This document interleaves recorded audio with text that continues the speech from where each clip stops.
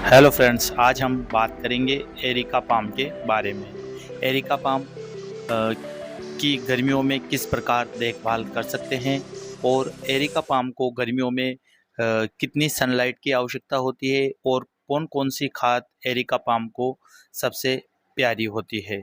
आप अपने areca palm को गर्मियों में कैसे बुशी बना सकते हैं, इस प्रकार आप अपने एरिका पाम को बुशी बना सकते हैं। मैं अभी यह 2 एरिका पाम नर्सरी से लाया और अभी इसे गमले में लगाया है।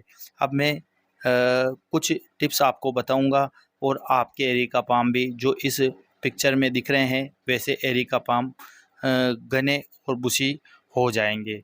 तो गर्मियों में एरिका पाम को आपको डायरेक्ट सनलाइट में नहीं रखना है।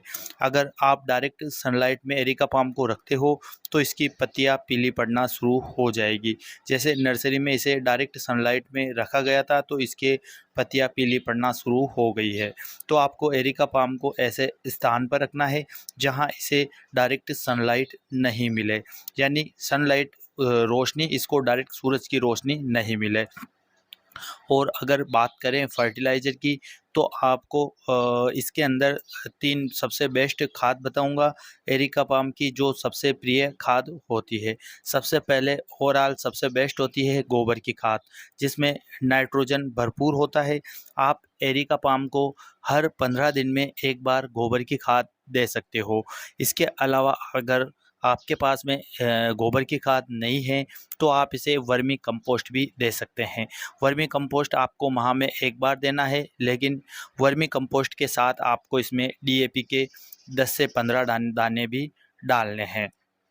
इसके बाद तीसरी सबसे महत्वपूर्ण लिक्विड खाद है, वह है आपके रसोई में जो चाय पत्ती होती है उसके 1 चम्मच चाय पत्ती आप 1 लीटर पानी में डाल दें।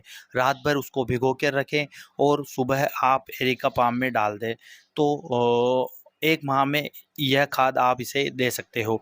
तो इन तीनों खादों का आप प्रयोग करके आप भी अपने एरिका पाम को बुशी बना सकते हो। इसके अलावा आपको मिट्टी ऐसी बनानी है जिसमें इसमें पानी नहीं रुके। वैसे एरिका पाम को भी नमी वाली मिट्टी बेहद पसंद होती है, यानी जहाँ तक मिट्टी में नमी बनी रहेगी केवल वाटरिंग ओवर वाटरिंग आपको नहीं करनी है, केवल मिट्टी में नमी बनी हुई रहनी